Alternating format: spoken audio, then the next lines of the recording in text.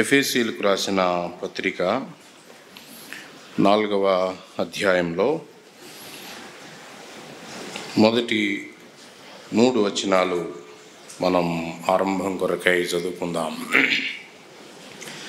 కాబట్టి మీరు సమాధానమును బంధము చేత ఆత్మ కలిగించు ఐక్యమును కాపాడుకొనుట యందు శ్రద్ధ కలిగిన వారై ప్రేమతో ఒకరినొకడు సహించుచు మీరు పిలువబడిన పిలుపునకు తగినట్లుగా దీర్ఘశాంతముతో కూడిన సంపూర్ణ వినయముతోనూ సాత్వికముతోనూ నడుచుకొనవలెనని ప్రభువును బట్టి ఖైదీనైన నేను మిమ్మును బతిమాలుకొనుచున్నాను.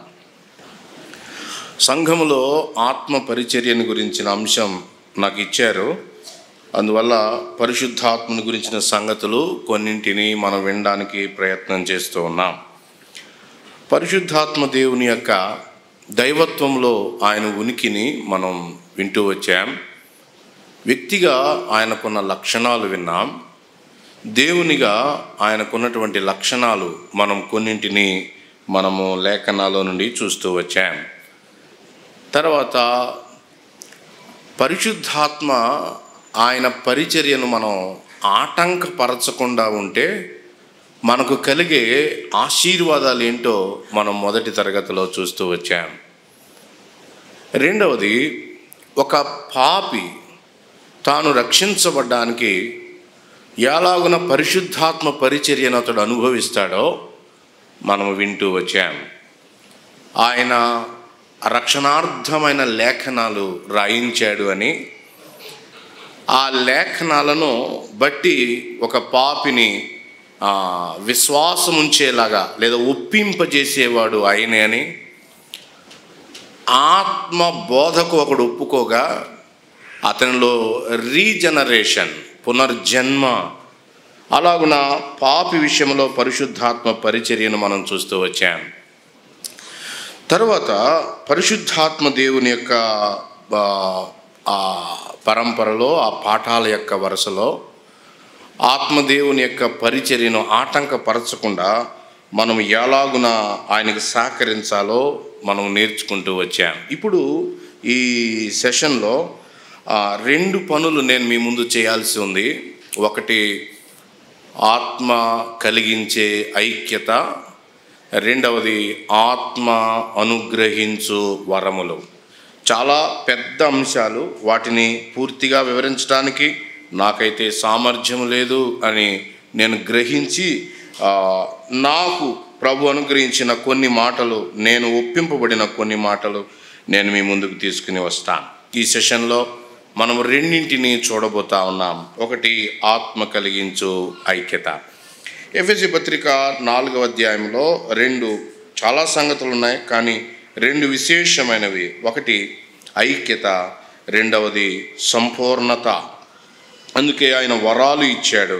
వాటిని కూడా కొంత మనం ధ్యానం చేయడానికి ప్రయత్నం చేస్తాం. ఎఫెసీ పత్రిక 4వ అధ్యాయం 4వ వచనం కూడా చూస్తాం. శరీరం ఒక్కటే, ఆత్మ ఒక్కడే, ఆ ప్రకారమే మీ పిలుపు విషయమై ఒక్కడే నిరీక్షణ ఎందుందుటకు పిలువబడితిరి. ప్రభు ఒక్కడే, విశ్వాసం ఒక్కటే, బాప్తిస్మం ఒక్కటే, అందరికీ తండ్రి అయిన దేవుడు ఒక్కడే ఒక్కడే ఒక్కడే అనే పాఠాన్ని ఇక్కడ మనం చూస్తూ ఉన్నాం. పరిశుద్ధాత్ముని పని ఏమిటి అంటే 2వ అధ్యాయంలో చెప్పాడు, ద్వేషమును సంహరించటం. ఐక్యతకి పెద్ద శత్రువు ద్వేషం. ఆ ద్వేషాన్ని సంహరించి పరిశుద్ధతతో కూడిన ఐక్యత, ఆయన నీతికి తగిన ఐక్యత ఆయన కలిగిస్తూ ఉన్నాడు అని మనం చూస్తున్నాం. ప్రభు యోహాను సువార్త 17వ అధ్యాయంలో చేసిన ప్రార్థనకు జవాబుగా పరిశుద్ధాత్మ దేవుని పరిచర్య సంఘకాలంలో మనం చూస్తాం. ఇంకా ముందుకు వెళితే 133వ కీర్తనలో ఉన్న ప్రవచనాత్మకమైన ఐక్యత, దాని గురించి కూడా మనం ఆలోచన చేస్తూ ఉంటే ఆత్మదేవుని పరిచర్య మనం అర్థం చేసుకోగలుగుతాం. పాపాన్ని బట్టి ద్వేషాన్ని సంతరించుకున్నాం. ఒకళ్ళమంటే ఒకళ్ళకు పడదు. దేవునికి దూరస్తులం, తోటి వ్యక్తులకు దూరస్తులం, అలాగే జంతు ప్రపంచానికి కూడా మనం శత్రువులం. అది ఒరిజినల్ సిన్లోంచి వచ్చిన ప్రతిఫలం. ద్వేషము మనము పాపాన్ని బట్టి సంతరించుకున్నాం. కానీ ప్రభువైన యేసుక్రీస్తు మనల్ని కడిగి పవిత్రపరిచి సంఘము అనే శరీరంలో ఆయన మనల్ని ఐక్యపరుస్తున్నాడు. ఒక్కటిగా ఆయన చేస్తూ ఉన్నాడు. 2 రకాల ఐక్యతలు మనము గమనించాలి. ఒకటి శిరస్సుతో మనకు ఉండాల్సిన ఐక్యత, the unity of the body with the head. రెండవది సంఘములో తోటి సహోదరులతో సాటి అవయవాలతో ఉండాల్సిన ఐక్యత. ఆత్మ ఈ రెండింటి విషయాల్లో ఆయన పనిచేస్తున్నాడు అని మనం గ్రహించాలి. శిరస్సుకు సరిగా అతుకబడి, కొలసే పత్రికలో సరిగా హత్తుకోని వాళ్ళు ఉన్నారు. మీ కిరీటాన్ని అలాంటి వాళ్ళు అపహరింప చేయబడేటట్టు చేస్తారో, దుర్బోధలకు మీరు ఎక్స్పోజ్ అవుతారో, నష్టపోతారో. ప్రతి అవయవం, ప్రతి కీలు నరముల చేత శిరస్సుకు సరిగా అతుక్కొని ఉండాలి. అందుకే ఆత్మ కార్యాల్లో ఒకటి ఏంటంటే ప్రభువుని మాటి మాటికి చూపిస్తాడు. ప్రతి వర్తమానములో, ప్రతి లేఖన భాగములో, ప్రతి సంకీర్తనలో మన దృష్టి మన ప్రభువైన యేసుక్రీస్తు. ఆయనకు నేను ఏ విధంగా అతుకబడి ఉన్నాను. మొదటి ఐక్యత శిరస్సునకు సరిగా అతుక్కొని ఉండుట. రెండవది సాటి వ్యక్తులతోటి నేను ఎలాగున ఐక్యంగా ఉన్నాను అని చెప్తున్నాడు. Relation between the body and the head. Yesu ప్రభు నమ్ముకున్నప్పుడు మనము క్రీస్తు శరీరంలోనికి చేర్చబడ్డాం. ప్రవచనాత్మకంగా పరిశుద్ధాత్మ బాప్టిస్మం చెప్పబడింది. అది హిస్టారికల్గా నెరవేర్చబడింది. మనం ప్రభు నమ్ముకున్నప్పుడు దాన్ని మనం కలిగి ఉంటున్నాం. శిరస్సును హత్తుకొని ఉండుట. శిరస్సు అనగానే దేవుని దాసులు భవానీ శంకర్ గారు శిరసత్వాన్ని గురించి మనకు అందిస్తూ ఉన్నారు. ఆయన అధికారమే కదా. Is rule, is authority. క్రీస్తు అధికారానికి సంపూర్ణంగా అప్పగించుకొనుట. అందువల్ల శిరస్సుకు మనం అతుకబడి ఉండాలి. రెండవది తోటి విశ్వాసులతోటి, సాటి అవయవాలతోటి మనం అతుకబడి ఉండాలి. ఎలా అతుకబడి ఉండాలి? సత్యాన్ని బట్టే ఇది మనం గ్రహించాలి. అన్ని ఐక్యతలు కావు. వాక్య సత్యానికి కట్టుబడి ఉన్నదే అసలైన ఐక్యత, ఆశీర్వాదకరమైన ఐక్యత. అందువల్ల మంద ఒక్కటి, కాపరి ఒక్కడు. మత్తయి సువార్త, యోహాను సువార్త 10లో ప్రభువు చెప్పాడు. అందుకని ఏమన్నారంటే, పోపు గారు ప్రపంచమంతా ఒక్కడే ఉంటాడు, కథోలిక సంఘమే అంతా ఉంటుంది అని వాళ్ళు మిగతా మతాలని కూడా కలుపుకోవడానికి ప్రయత్నం చేస్తున్నారు. ప్రభు దాన్ని ఎన్నడూ చెప్పలేదు. మన కాపరి ఒక్కడే, మన ప్రభు అయిన యేసుక్రీస్తు. ప్రధాన కాపరి, ఆత్మల కాపరి, మంచి కాపరి, గొప్ప కాపరి ఒక్కడే. ఆ టైటిల్కి తగిన వాడు ఆయన ఒక్కడే. మంద ఒక్కటి. అది సార్వత్రిక సంఘాన్ని గురించి చెప్తున్నాడు. అదే సమయంలో స్థానిక సంఘం కూడా ఐక్యమైన మంద. పాత నిబంధన ధర్మశాస్త్రం అది ఒక బౌండరీ. కానీ వారు ఐక్యంగా లేరు, చందరవందరగా ఉన్నారు. పాత నిబంధనలో యూదులు బలవంతంగా దానిలో ఉన్నారు అంతే. ఆజ్ఞలు పాటించకపోతే వాళ్ళకి మరణశిక్ష ఉన్నది. ధర్మశాస్త్రానికి కేంద్రము ఉన్నట్టుగా మనం చూడం. కానీ కొత్త నిబంధన గ్రంథంలో మనకి సర్కంఫరెన్స్ లేదు, కానీ కేంద్రం ఉన్నాడు, మన ప్రభువైన యేసుక్రీస్తు. యేసుక్రీస్తుతో అతుకుబడి ఉన్నంత వరకు అందరితో అతుకుబడి ఉంటాం. It is the secret. ప్రభువుతో సరిగా ఉంటే అందరితో, సత్యాన్ని బట్టి అందరితో సరిగా ఉంటాం. ప్రభువుతో సరిగా లేకపోతే ఇక్కడ కూడా తేడా వస్తుంది. ఈ పనిని జరిగించేవాడు ఎవరు అని అంటే ఆత్మ కలిగించు ఐక్యత. వినండి, మనము ఐక్యతను మనము ప్రారంభించటం లేదు, పరిశుద్ధాత్ముడే ప్రారంభించాడు. మరి ఎఫెసీ పత్రికలో చెప్పాడు, కాపాడుకోండి, గాడ్ ఇట్. ఎందుకని? మీ మధ్య ఉన్న ఐక్యత అపహరింపబడే అవకాశాలు ఉన్నాయి. ఆనందం ఎలా దొంగిలించబడుతుందో ఐక్యత కూడా దొంగిలించబడుతుంది. ఈ ఐక్యత అపహరించబడకుండా కాపాడుకోండి. ఎవరి బాధ్యత? అందరి బాధ్యత. దేవుని ఆత్మ బోధకు మనల్ని మనం అప్పగించుకున్నప్పుడు ఆటోమేటిక్గా ఐక్యంగానే ఉంటాం. ఒక్కటే విశ్వాసం, ఒక్కటే నిరీక్షణ, ఒక్కడే ప్రభు, ఆత్మ ఒక్కడే, తండ్రి ఒక్కడే. The faith we follow is one, ఒక్కటే. యోహాను సువార్త 17వ అధ్యాయంలో ఆయన చెప్తున్నాడు, నీవు నేను ఏ విధంగా ఏకమై ఉన్నామో తండ్రి, వారును ఏకమై ఉండాలి. మనకు ఇవ్వబడిన ఐక్యత యొక్క మూలం దైవత్రిత్వములో నుండి మనం గమనించగలుగుతున్నాం. సార్వభౌమునిలో ఉన్న ఆ దైవత్రిత్వంలో ఉన్న ఐక్యత, ఆయన పనే సంఘము గనక స్పష్టంగా సంఘములో ఆయన ఐక్యత కనబడుతుంది. యోహాను సువార్తలో ఒకరినొకరు ప్రేమించండి అని చెప్పాడు, మీరు ఐక్యంగా ఉండండి అని చెప్పాడు. ప్రేమించినప్పుడు లోకం మనల్ని గమనిస్తుంది. ఐక్యంగా ఉన్నప్పుడు లోకం యేసు ప్రభువును గుర్తిస్తుంది. ప్రేమించినప్పుడు మనల్ని గుర్తిస్తుంది. వీళ్ళు చాలా ప్రేమగా ఉన్నారు, ఒకళ్ళ కష్ట సుఖాల్లో ఒకళ్ళు ఆదుకుంటున్నారు, ఒకళ్ళ పట్ల ఒకళ్ళు కేర్ కలిగి ఉన్నారు. లోకం మనల్ని గమనిస్తుంది. కానీ ఇన్విజిబుల్ యూనిటీ అది వినబడుతుంది. అది ఉన్నప్పుడు క్రీస్తు ప్రభుని లోకం గుర్తుపడుతుంది. నీవు నన్ను లోకంలోనికి పంపావని లోకం ఎరుగునట్లుగా వారు ఐక్యంగా ఉండాలి అని నేను ప్రార్థన చేస్తున్నాను అని చెప్పాడు. ఈ పనిని జరిగిస్తుంది ఎవరు? పరిశుద్ధాత్మ దేవుడే.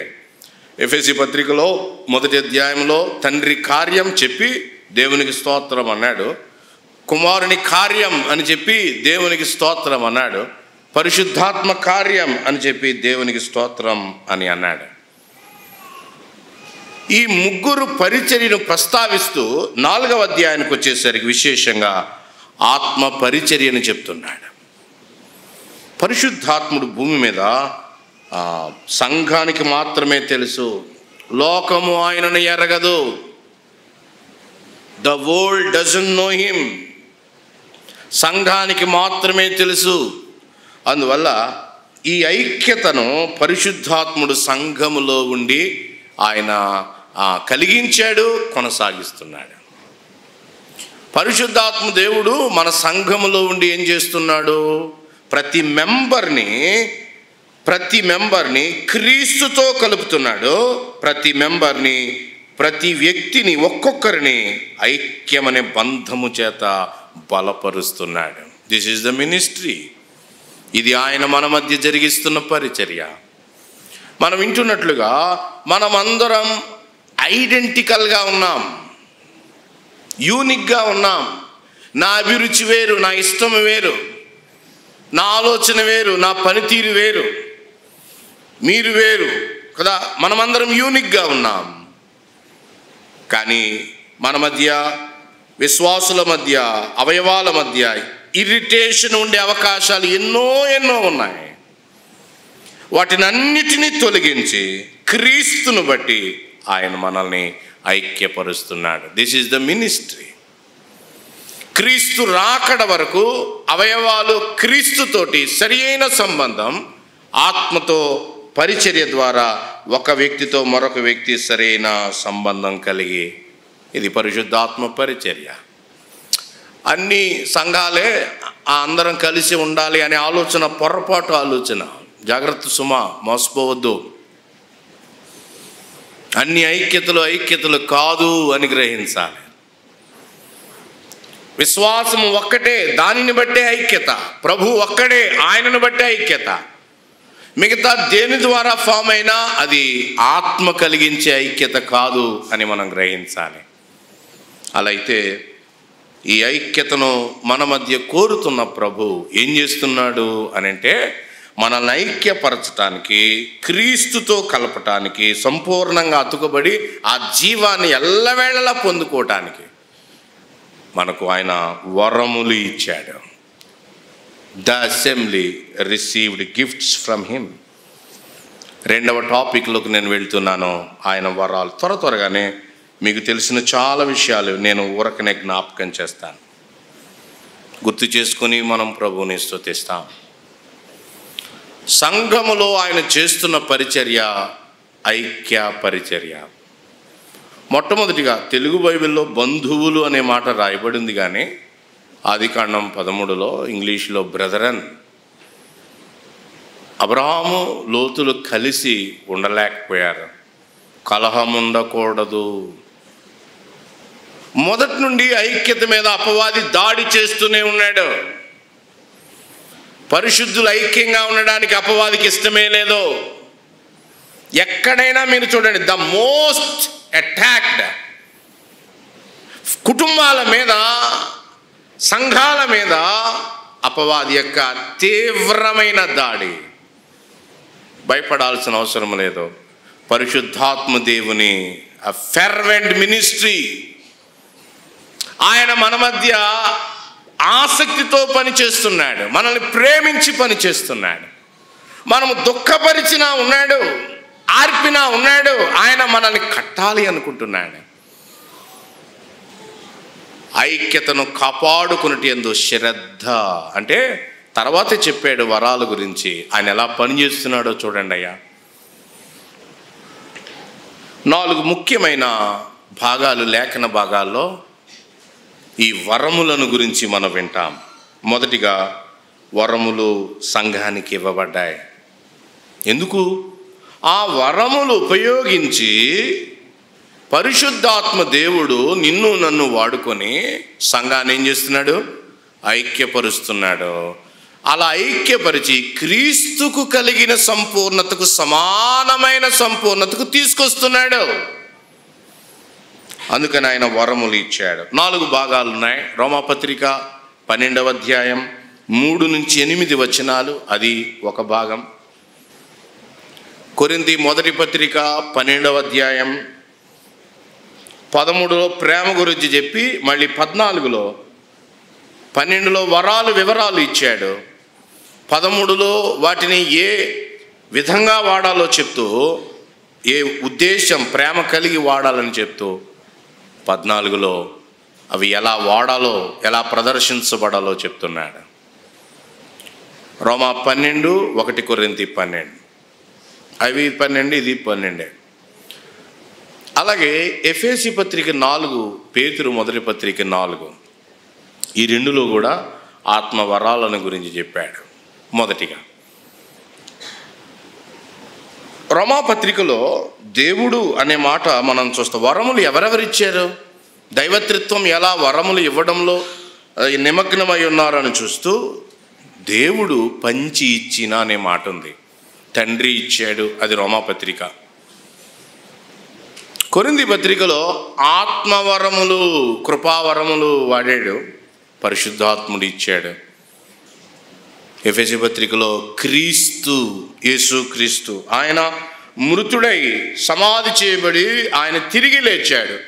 పునరుద్ధానుడైన ప్రభు ఆయన ఆరోహణమై వెళుతూ ఉంటుండగా సంఘాలకు ఆయన వరాలు ఇచ్చాడు. ఇప్పుడు కొరింథీ పత్రికలో, రోమా పత్రికలో, ఎఫెసీ పత్రికలో చెప్పిన ఈ మూడింటి సారం పేతురు చెప్తున్నాడు. ఆ వచనం చదువుకుందాం. పేతురు మొదటి పత్రిక. ఎందుకు ఇచ్చాడు ఈ వరాలు? The definition of giving the gifts of holy spirit. 4వ అధ్యాయం చూడండి. 1 పేతురు 4, 9, 10, 11 చదవాలి. 10వ వచనంలో నానా విధమైన కృప అని చెప్పాడు. మంచి గృహ నిర్వాహకత్వం చేయండి అని చెప్పాడు. ఒక్కొక్కడు కృపావరం పొందాడు కాబట్టి ఒకరికొకడు ఉపచారం చేయండి. నేను 11వ వచనాన్ని మీ ముందుకు తీసుకుని రావాలని ఆశిస్తున్నాను. ఆఖరి మాట, ఇందువలన దేవుడు అన్నిటిలోనూ యేసు క్రీస్తు ద్వారా ఏమవ్వాలి?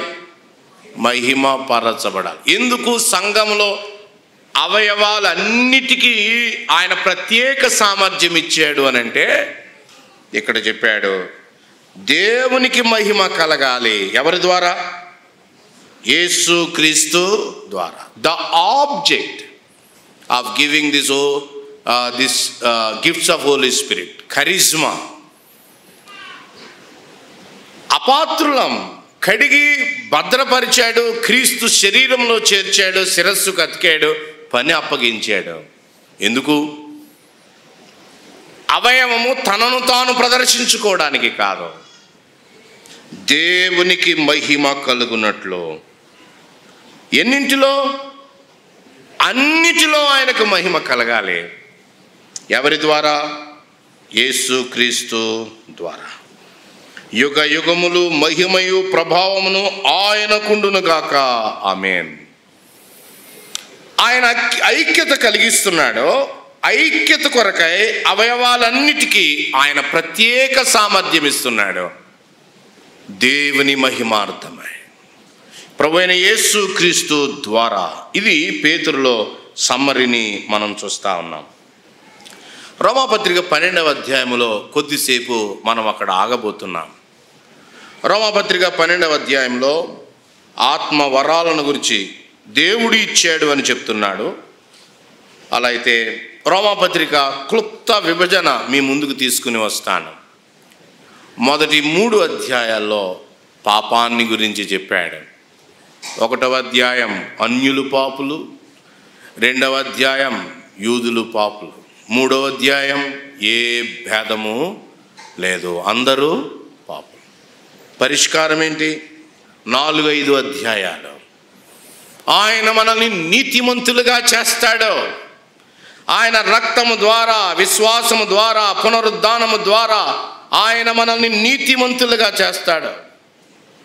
ఒకడు పాపములోనే ఉండి అగ్నిగుండానికి వెళ్ళక్కర్లేదు. క్రీస్తుని ద్వారా నీతిమంతుడిగా తీర్చబడతాడు. దాన్నే రక్షించబడతాం. పాపాన్ని గురించి చెప్పాడు, రక్షణను గురించి చెప్పాడు. తర్వాత రక్షించబడిన వాళ్ళు 6, 7, 8 అధ్యాయాలు పరిశుద్ధంగా జీవించాలి. Sanctification, సిన్ను, సాల్వేషను, sanctification. 6, 7, 8 అధ్యాయాలు మనం విన్నట్టుగా నిన్న మన శరీరంలో పాప నియమం ఉంది. అది దాన్ని ఆధారం చేసుకుని లోకము ద్వారా, అపవాది ద్వారా, ఈ పాప నియమం ద్వారా మనం మరలా అపవిత్రులం అవుతాం. ఎప్పటికప్పుడు మనల్ని మనం భద్రం చేసుకోవాలి. అదే 6, 7, 8, 9, 10, 11లో ద సావరినిటీ, దేవుడు ఎంత సార్వభౌముడు అని చెప్పి ప్రభువుని స్తుతించాడు అపోస్తలుడైన పౌలు. పాపం గురించి చెప్పాడు, రక్షణ గురించి చెప్పాడు, పరిశుద్ధత గురించి చెప్పాడు. దేవుని సార్వభౌమాధికారంతో ఇశ్రాయేలీని ఆయన ఎలా తిరిగి తీసుకుని రాబోతున్నాడో చెప్పాడు. మనం విన్నాం. యోవేలు ప్రవచనం ఒక రోజున ఎలా సంపూర్ణంగా నెరవేర్చబడబోతుందో. ఇప్పుడు ఇవన్నీ చెప్పాక ఇప్పుడు ఆత్మ వరాలను గురించి ఆయన ప్రారంభించి పరిచర్య గురించి చెప్పాడు. 12, 13, 14, 15, 16 అధ్యాయాల్లో విశ్వాసి ద్వారా జరిగే పరిచర్య. ఇక్కడ మనకి ఒక సవాలును ఆయన పరిచర్యకు ముందు మనల్ని అడుగుతూ ఉన్నాడు. ఏమిటి ఆ సవాలు? చూడండి, 12వ అధ్యాయం తెరుద్దాం. మొదటి వచనం. ఆత్మ వరాలు వాడాలి అంటే మొదటిగా ఒక మస్ట్ నీడ్ ఒకటి ఉంది 12:1. కాబట్టి సహోదరులారా, కాబట్టి రోమాపత్రికని కాబట్టి పుస్తకము అంటారు. కీలకమైన డాక్ట్రిన్స్ కాబట్టి అనే పదంతో ప్రారంభమవుతాయి. అన్ని సిద్ధాంతపరమైనవి చెప్పాక పౌలు రచనా శైలి అభ్యాస భాగం. సహోదరులారా, సజీవ యాగంగా మీ శరీరాలు సమర్పించుకోండి, పరిశుద్ధము, దేవునికి అనుకూలం. ఇలా చెప్దాం. వరాల గురించి చెప్పే ముందు ఆయన ఒక వ్యక్తిని బలిపీఠం మీదకు రమ్మని చెప్పాడు. సజీవ యాగంగా. పాత నిబంధన బలులు చంపబడి అర్పించబడేవి. వరాలు కావాలా? మీరేం అడగక్కర్లేదు, ఆయనే ఇస్తాడు. అది ఆయన చిత్తము చొప్పునే ఇస్తాడు. అవన్నీ వింటాం మనకు సమయం ఉంటే. ప్రియులరా, వరాలు వాడే ముందు బలిపీఠం మీద ఉండాలి. సజీవ యాగముగా మిమ్మల్ని మీరు సమర్పించుకోండి, ఇట్టి సేవ మీకు యుక్తమైనది. బలిపీఠం మీద లేకుండా వరాల పరిచర్య ఉపయోగించబడదు అని గ్రహించాలి. సజీవ యాగంగా సమర్పించుకొనుట. నన్ను ఎక్కువగా విశ్వాసములో బలపరిచిన, ఆదరించిన వచనాల్లో ఒకటి ఇది. నన్ను ప్రభు దగ్గరికి సజీవయాగంగా సమర్పించుకోవడం గురించి నేను మెళుకువ చేయబడ్డాను, ప్రోత్సహించబడ్డాను. A living sacrifice. పాత నిబంధనలో దహన బలి చూడండి, తల వేరుగా కదా, దాని చర్మం వేరుగా తీసేయమని చెప్పాడు. కాళ్ళు వేరుగా, ఆంత్రాలు వేరుగా, కాలేజము, వప, జబ్బ, ఇవన్నీ కొవ్వు అన్నీ విడివిడిగా. ఎలాగూ దహన బలి, అన్నీ ఎలాగూ కాలిపోతాయి. తీవ్రమైన వేడి బలిపీఠం కింద నుండి రాబోతుంది, ఎలాగూ కాల్చబడతాయి. మరి ఎందుకు విడివిడిగా? పాత నిబంధన కోణములో దాని అర్థం మనకు దొరక్కపోవచ్చు, కానీ కొత్త నిబంధన గ్రంథంలో విడివిడిగా నా అవయవాలు ప్రతిదీ I have to consecrate for him. My eyes, నా కళ్ళు ఆయన కొరకై నేను ప్రతిష్ఠించాల్సి ఉంది. నేను వినే నా చెవి, నా శరీరం, నా ప్రభువు నాకు అనుగ్రహించినవని విడివిడిగా బలిపీఠం మీదకి తేవాలి. చర్మం ఒలిచివేయబడాలి. I should lose my social identity. చర్మం ఒలిచివేయబడ్డాక అది ఏ జంతువో తెలియదు, దేని మాంసమో తెలియదు. లోకానికి నాకు లోకం సిలువ వేయబడి ఉన్నాం. I am on the altar. బలిపీఠం మీద ఈరోజు ఉదయం, నిన్న ఉదయం, ప్రతిరోజు ప్రభు మనకు అనుగ్రహించిన ప్రతిదినం let us put ourselves on the altar. ఆ బలిపీఠం మీద మనల్ని పెట్టుకుంటాం. వరాలు వాడడం, ప్రజల ముందు కనబడడం, ఆత్మ ఉపయోగించుకుంటున్నప్పుడు సంబరమే, సంతోషమే. కానీ I have to come from the altar. బలిపీఠం మీద సజీవయాగంగా ప్రభువైన యేసుక్రీస్తు మనకు మాదిరిగా కనబడుతున్నాడు. కల్వరి శిలువలో ఆయన మన కొరకై సిద్ధం చేసిన రక్షణలో ఆయనకు కలిగిన బెనిఫిట్ ఏమీ లేదు. ఆయన తన స్వార్థం కొరకై ఆ పని చేయలేదు. ఏ సెల్ఫ్లెస్ మ్యాన్. ఆదాము తర్వాత భూమి అలాంటి వ్యక్తిని ఎన్నడూ చూడలేదు. All together lovely. What a beauty. ఎంత దివ్య సౌందర్యవంతుడు. కల్వరిలో తన కొరకై ఏమి ఆశించకుండా మన కొరకై తండ్రి మహిమ కొరకై అంత ఆలోచించి ప్రాణాన్ని పెట్టినటువంటి రక్షకుడు ఈనాడు ప్రతిరోజు ఉదయం ఆ రక్షకుణ్ణి జ్ఞాపకం చేసుకొని, ప్రభువా తండ్రి, నీ ప్రియ కుమారుడు ఎలాగున నీ మహిమ కొరకు, మా రక్షణ కొరకు. మొదట ఆయన మహిమే, తర్వాతే మన రక్షణ. వరాలు ఉపయోగించే మనం కూడా మొదట దేవుని మహిమ, తర్వాత ఇతరులకు క్షేమం. ఇతరులకు క్షేమం మొదటి ప్రాధాన్యత కాదు అని గ్రహించాలి. దేవుని మహిమార్థమై రోమాపత్రిక 12వ అధ్యాయంలో చెప్తున్నాడు, సజీవ యాగంగా సమర్పించుకోండి, ఇట్టి సేవ యుక్తమైనది. 2వ వచనంలో వార్నింగ్ ఇచ్చాడు, ఈ లోక మర్యాదను అనుసరించొద్దు. తర్వాత చెప్పబడే వరాల్లో మా దగ్గర ఒక అంకుల్ ఉండేవాడు, ఆయన చెప్పేవాడు, లోక మర్యాద అంటే ఏంటి? లోక క్రైస్తవ మర్యాద అనేవాడు ఆయన. Religious Christianity. ఆ మర్యాదను మీరు అనుసరించొద్దు. సంపూర్ణమై ఉన్న దేవుని చిత్తం ఉత్తమము, అనుకూలం. లోకము ఒక మచ్చు కలిగి ఉంది, అందరినీ దానిలో వేస్తుంది. కానీ దాని జోలికి వెళ్ళొద్దు. మీరు రూపాంతరం పొందండి. బీ రెన్యూడ్, రూపాంతరం పొందండి. ఆ తర్వాత వరాల గురించి చెప్తున్నాడు. తగ్గించుకోండి, దీనులై ఉండండి, మిమ్మల్ని మీరు కోల్పోండి. లోక సంబంధమైన మీ ఆధిక్యతలు ప్రభు శిష్యుల పాదాల కడుతూ ఆయన పై వస్త్రాన్ని పక్కన పెట్టాడు. ఇదే రోమాపత్రిక 12లో కంక్లూజన్లో చెప్తున్నాడు, హెచ్చు వాటి యందు మనస్సుంచక 16లో చెప్పాడు, బలిపీఠం మీద మనసుంచండి, దీనత్వం మీద మనసుంచండి, మీరు దీనులై పరిచర్య చేయండి. ఇకను జీవించువాడిని నేను కాదు, మరొక ఆయన నా జీవితాన్ని జీవించాలి. ఎందుకంటే నా స్థానంలో ఆయన ప్రాణాన్ని పెట్టాడు, కాబట్టి ఇక నేను జీవించే హక్కు నాకు లేదు. Someone died on behalf of me. ఆయన నా స్థానంలో చనిపోయాడు, కాబట్టి ఆయన నా స్థానంలో జీవించటం న్యాయం. ఇకను జీవించువాడను నేను కాను. ప్రభు ఉదాహరణ మనం చూసాం, పౌలు ఉదాహరణ చూస్తాం. నేను ఇప్పుడే పానార్పణంగా పోయబడ్డాను, డ్రింక్ ఆఫరింగ్. బలిపీఠం భగభగా మణుతుంటుండగా ద్రాక్ష రసం కదా, దాని మీద అలా పోయేగానే వేశారా లేదన్నంతగా వెంటనే ఆవిరైపోతుంది. అది కనబడదు, కొద్దిసేపు కాల్చబడేటట్టుగా ఏమీ కనబడదు. నా ప్రభువు కనపడాలి, నేను కాదు.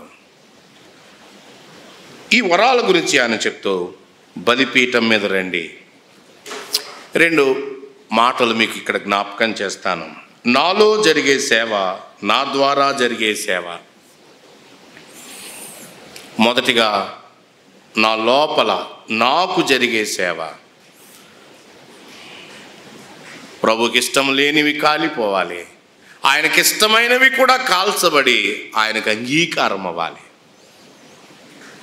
నాలో జరగాలి సేవ, తర్వాతే నా ద్వారా. రెండవది దేవునికి సేవ, రెండవది దేవుని సేవ. నేను మొదటిగా ఆయనకు చేయాల్సిన ఆరాధన, మహిమ, ఆయన కుమారుని స్వారూప్యంలోనికి మార్చబడ్డాం, ఇవి నేను దేవునికి చేసే సేవ. రెండవది ప్రభు నన్ను వాడుకుని ఇతరుల క్షేమార్థమై ఆయన ఉపయోగిస్తే అది దేవుని సేవ. దేవునికి సేవ మొదటిది, తర్వాతే ప్రభు సేవ. సువార్త ప్రకటన, పత్రికలు ఇచ్చుట, మాట్లాడుట, బలిపీఠం మీద నుండి. ఆత్మ కలిగించే ఐక్యత అది కొనసాగాలి అంటే సంఘములో ఉన్న ప్రతి విశ్వాసి బలిపీఠపు అనుభవం, సజీవయాగ అనుభవం ఉండాలి. నేను అనవసరమైనవి నా జీవితంలో కాల్చబడకుండా, వదులుకోకుండా నేను ఐక్యతను కొనసాగించలేను. అబద్ధము మాని, కోపము మాని, అపవిత్రత మాని, కామారుత మాని కదా కొరింథీయులకు చెప్పాడు, ఎఫెసీయులకి మాటి మాటికి పౌలు చెప్తున్నాడు. అవి ఉండకూడదు, అవి మీ ఐక్యతను భంగపరుస్తున్నాయి. సజీవయాగంగా బలిపీఠం మీదకి రండి. ఎవరిస్తున్నారు ఈ వరాలు? ముందుకెళ్ళిపోదాం. ఎందుకు ఇస్తున్నారు, ఉద్దేశం ఏంటి, వాటిని మనం చూస్తాం. రోమాపత్రికలో తండ్రి ఇచ్చాడు, ఎఫెసీ పత్రికలో కుమారుడు ఇచ్చాడు, కొరింథీ మొదటి పత్రికలో ఆత్మ ఇచ్చాడు. ఆయన ఇచ్చాడు. ఇవి మనం కోరుకుంటే వచ్చినవి కావు, గమనించాలి. వరాల గురించి ఈ కరిస్మాటిక్ బోధ నెమ్మదిగా మన అసెంబ్లీస్లోనికి వస్తూ ఉంది. మనం కోరుకుంటే వచ్చేవి కావు. ఆత్మ ఆయన తన ఇష్టము చొప్పున, తన చిత్తము చొప్పున, ఇచ్చ చొప్పున ఆయన అనుగ్రహించేవాడు. మరి ఏం చేయాలి? ఆయన ఇచ్చాడు అని మొదట మనం గ్రహిస్తాం. చూద్దాం. అలా అయితే వాటిని మనం ఏం చేయాలంటే పాతి పెట్టకుండా మనం వాటిని ఉపయోగించాలని ఆయన ఇచ్చాడు. మరలా మర్చిపోవద్దు, బలిపీఠం మీద నుండి మాత్రమే వరాల ఉపయోగంలోనికి మనము రాగలుగుతాము. ఎందుకు ఇవ్వబడ్డాయి అని అంటే చూడండి, కొరింథీ మొదటి పత్రిక 12వ అధ్యాయం 7వ వచనం. కొరింథీ మొదటి పత్రిక 12వ అధ్యాయం 7వ వచనం. అయినను 12:7 అంతే, ఆ మొక్క చాలండి. వరము నా కొరకు కాదు, నన్ను ప్రశంసించాలని కాదు, అది తప్పు భావన. అందరికీ వరాలు ఉన్నాయి, స్త్రీలు పురుషులు అందరికీ ఉన్న వరాలు అందరి కొరకు. మొదటిగా దేవుని మహిమ కొరకు, ఆ గోల్డెన్ లైన్ మర్చిపోవద్దు. రెండవది అందరి ప్రయోజనం కొరకు. ఏం ప్రయోజనం? What is the common good? Be unified, be united, ఐక్యత. సంఘం ఐక్యంగా ఉంటే అక్కడున్న వారు వరాలు సరిగా ఉపయోగించుకుంటున్నారు అని అర్థం. ఒకవేళ అతిశయంతో ఉంటే వారు సరిగా ఉపయోగించుకోలేకపోతున్నారు. ఆత్మ పరిచర్యకు వారు భిన్నంగా ప్రవర్తిస్తున్నారు, ఆత్మ ఇచ్చిన వరాలతోనే. అందరి ప్రయోజనం. ఆ కింద చెప్పాడు, శరీరం అవయవాలు, శరీరము ఒక్కటే, అవయవాలు అనేకం. నా నోరు భోజనం చేస్తుంది, బాగా నాలుక పళ్ళు నములుతాయి, ఆ రసాన్ని పొట్టలోనికి పంపిస్తాయి. నోటి ప్రయోజనం కొరక? శరీరం అంతా క్షేమం కొరక? అది చెయ్యి పనిచేసిన, కాలు పనిచేసిన, నోరు పనిచేసిన, ఇవి అన్నీ ఎన్నడే కానీ వాటి ఇండివిజువల్ ఐడెంటిటీ కోరుకోలేదు. సంఘంలో ఎందుకు అతిశయం? అందరి ప్రయోజనం కొరకై మనం వాటిని వాడాల్సి ఉంది. ఫర్ ద కామన్ గుడ్, అందరి క్షేమం కొరకై. నేను నా వరాన్ని ఉపయోగిస్తాను, ఇతరులకు ఏం క్షేమం కలుగుతుంది? అది దేవునికి మహిమ మొదటిది, ఇతరులకు క్షేమం రెండవది. అపోహ ఏంటంటే టాలెంట్, గిఫ్ట్, వరము, అలాగే తలాంతు. కొంతమంది యవనస్తులు ఉన్నారు కనుక ఇది జ్ఞాపకం చేస్తాను. తలాంతు అంటే పుట్టుకతో వచ్చేది, న్యాచురల్ ఎబిలిటీ. తండ్రి వాళ్ళ తాతలో సంగీత పరిజ్ఞానం ఉంటే ఎంతో కొంత జీన్స్లో ఉంటుంది. అది పిల్లల ఊరకనే వాళ్ళు ఎక్కడ నేర్చుకోకపోయినా సంగీత పరికరాలు వాడతారు, స్వరస్థాయి, ఇవన్నీ అర్థమవుతాయి, న్యాచురల్ ఎబిలిటీ. కానీ వరము కొత్త జన్మ ద్వారా వచ్చింది. సారీ టు సే దిస్, పాటలు పాడడం అనే దాన్ని ఉదాహరణ మనం తీసుకుందాం. అది వరమా తలాంతా? తలాంతు. It's a natural ability. కొంతమందికి మంచి వాయిస్ ఉంటుంది, చాలా మంచి స్కేల్లో పాడగలరు, అపశృతి లేకుండా పాడగలరు, తలాంతు. కానీ వరము క్రొత్త జన్మ అనుభవంతో. చాలా టాలెంటెడ్ అయి ఉండొచ్చు, కానీ అది కేవలం తలాంతు మాత్రమే. వరాలు 3 రకాలు ఉన్నాయి. నేను త్వరగా ముగించాల్సింది, దేవుని దాసులకు సమయాన్ని ఇవ్వాలి. 3 రకాలు వరాలు. ఒకటి సూచన వరాలు, సైన్ గిఫ్ట్స్. రెండవది మాట్లాడే వరాలు, సంభాషణ వరాలు, సావస్తుందని అట్లా చెప్పాను. మూడవది పరిచర్య వరాలు, సేవా వరాలు. ఉపచారం, ఇవన్నీ దానిలో వస్తాయి. మూడు తరగతులుగా మనం చూస్తాం. అన్నీ 4 చోట్ల చెప్పినవి 3 కేటగిరీలుగా మీరు విభజించుకోవచ్చు, చదువుకోవచ్చు. మొదటిగా సూచన వరాలు. సూచన వరాలు, ప్రవచన వరం, స్వస్థత వరం, భాషలు మాట్లాడే వరం. ఎక్కువ కొరింథీ 12లో చెప్పినవి ఇవన్నీ సూచన వరాలు. అవి ఏంటి, ఎందుకు ఇచ్చాడు అంటే పునాది వరాలు అంటారు వాటిని. ఫౌండేషనల్ గిఫ్ట్స్, టెంపరరీ, తాత్కాలికమైనవి. తాత్కాలికం అనే పదం ఎందుకు చెప్తున్నామనంటే క్యాననైజేషన్, గ్రంథము 66 పుస్తకాలుగా సంపూర్ణంగా సమకూర్చబడేంత వరకు టెంపరరీగా ఆ వరాలు ఇచ్చి ప్రభు మహిమపరచబడుతూ వచ్చాడు. గ్రంథము సంపూర్ణమయ్యాక జాగ్రత్తగా వినండి, తాత్కాలిక వరాలతో ఏమాత్రం ఇక పని లేదు. రెండవది మాట్లాడే వరాలు, సంభాషణ. దీన్ని మనము సువార్థికులు ఉన్నారు, వారు సువార్త మాట్లాడతారు. రెండవది పెద్దలు ఉన్నారు, ఉపదేశకులు ఉన్నారు, వారు వాక్యాన్ని సంఘానికి బోధిస్తారు. ఇది ప్రాథమికమైన మన అవగాహన. వీటిని ప్రభువే ఇచ్చాడు. స్పీకింగ్ గిఫ్ట్స్ రెండే ఇప్పుడు ఉనికిలో ఉన్నాయి. ఒకటి సువార్త, రెండవది బోధ. ఒకటి ప్రీచింగ్, రెండవది టీచింగ్, అంతే. ఇక సర్వింగ్ గిఫ్ట్స్, పరిచర్య వరాలు, సేవా వరాలు. ఇది రోమాపత్రిక 12లో ఇప్పుడు మనం చదువుకున్నాం. అక్కడ చెప్పాడు కదా, ఉపచారం, కనికరం చూపించటం కదా, ఇవన్నీ అక్కడ చెప్తూ పంచిపెట్టడం, కరుణించటం, ఇవన్నీ చెప్తూ వచ్చాడు. ఉపచార వరాలు ఉన్నాయి. మాట్లాడే వరాలు అవి మోర్ పబ్లిక్ ఇన్ నేచర్, ఎక్కువగా పబ్లిక్గా ఉపయోగించబడతాయి అవి. కానీ పరిచర్య వరం, సేవా వరాలు ఉన్నాయి. ఉపచారం చేసేవి, కరుణించడం, ఇతరులను శ్రద్ధగా చూసుకోవడం, ఇవన్నీ కూడా లెస్ పబ్లిక్, చాలా ప్రైవేట్గా, మరొక వ్యక్తికి దాదాపుగా తెలియదు అన్నట్టుగా వారు పబ్లిక్ అవ్వకుండా ఆ పరిచర్య జరిగిస్తూ ఉంటారు. నిజానికి వేటిని కోరుకుంటాం సాధారణంగా?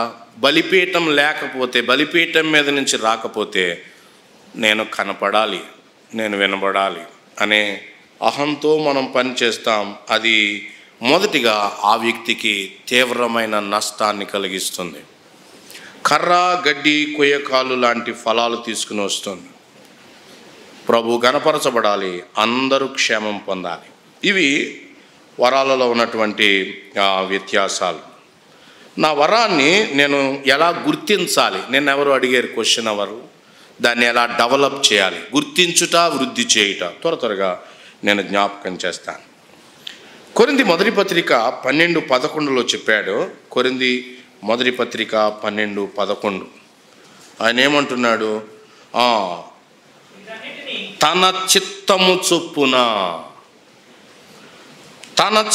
చొప్పున ప్రతివానికి ప్రత్యేకంగా పంచి ఇచ్చు ఆత్మ తన సార్వభౌమాధికారము చొప్పున ఆయన ఇస్తున్నాడు.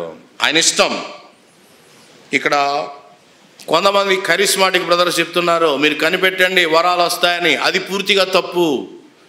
వరముల కొరకై కనిపెట్టేది ఏమీ లేదు, కానీ వరాల వినియోగం కొరకై శ్రద్ధ కలిగి ఉండాలి. పరిశుద్ధాత్ముడు ఎవరికి ఏమేమి ఇస్తాడో అది ఆయన ఇష్టం, మనం కోరుకుంటే వచ్చేది కానే కాదు. నాకు ఒక వరం ఉంది అని నాకు ఎలా తెలుస్తుంది? నెంబర్ 1, దేవుని వాక్యాన్ని శ్రద్ధగా చదవాలి.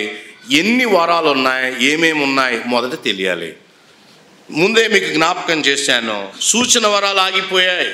ఒకవేళ అవగాహన లేకపోతే అవి మరలా అపేక్షించే అవకాశం ఉంది తప్పుగా.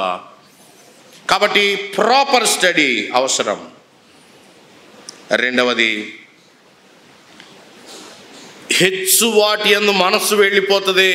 ఇది చాలా చాలా ప్రమాదం. బ్రదర్స్ ఎక్కువ వేదిక మీద కనబడుతున్నారు, అందరూ ప్రశంసిస్తున్నారు కాబట్టి అని చాలామంది దాని మీదకి రావడానికి ఎదురు చూస్తారు. నాకు భయం ఏమిటంటే, మీరు బోధకులు కాకుండుడి అని చెప్పాడు యాకోబు. నేను సమయాన్ని వృధా చేస్తే నా గురించి లెక్క చెప్పాలి, మీ గురించి కూడా లెక్క చెప్పాలి. ఇది ప్రమాదకరమైన పరిచర్య జాగ్రత్తగా లేకపోతే. హెచ్చు వాటి యందు మనసు ఉంచుకోకండి. అప్పుడు మనకు ఏ వారం ఉందో స్పష్టత వస్తుంది. మూడవది, పరిచర్య జరుగుతూ ఉంటుండగా ఇన్వాల్వ్ అయి ఉండాలి పరిచర్యలో. నాకు ఏదో తెలిసేదాకా నేను ఆగుతాను కాదు, పరిచర్యలో ఆల్రెడీ ఇన్వాల్వ్ అయి ఉండంటే చేస్తున్న వాళ్ళ వెనకాల ఉండడమో, వాళ్ళకి చిన్నగా సహకరించటమో, ఏదో ఒక పరిచర్యలో ఇన్వాల్వ్ అయి ఉండాలి. మనం ప్రయత్నించకుండా మనకి ఏ వరం ఉందో మనకు తెలియదు. సంఘంలో జరుగుతున్న కొన్ని పరిచర్యలలో మనకి భారం మొదలవుతుంది. We feel burdened. ఇది కూడా చాలా ప్రాముఖ్యమైంది. ఆ భారాన్ని బట్టి మనం పనిచేస్తూ ఉంటుండగా ఒకటి, ఇతరులు ఆశీర్వదించబడ్డం మనం చూస్తాం. రెండవది, ప్రభు నన్ను వాడుకున్నాడు అనే తృప్తి లేఖనానుసారంగా నాకు కలుగుతుంది.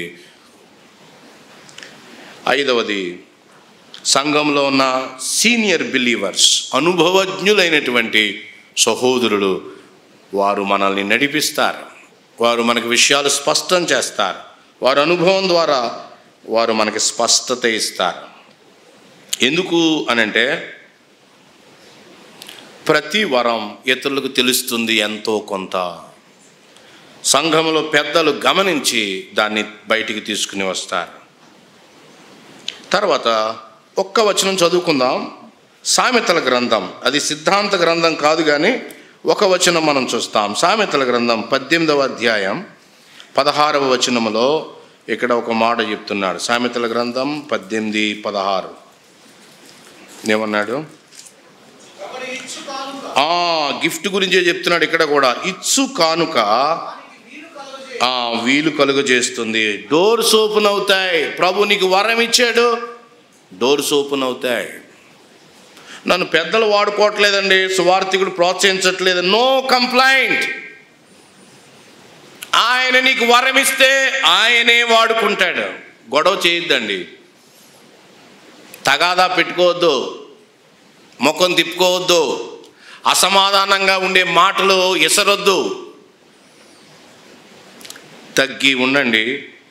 కారణం ఏంటంటే ఒక గిఫ్ట్ ఉంటే వానికి ఏం కలుగుతుందట?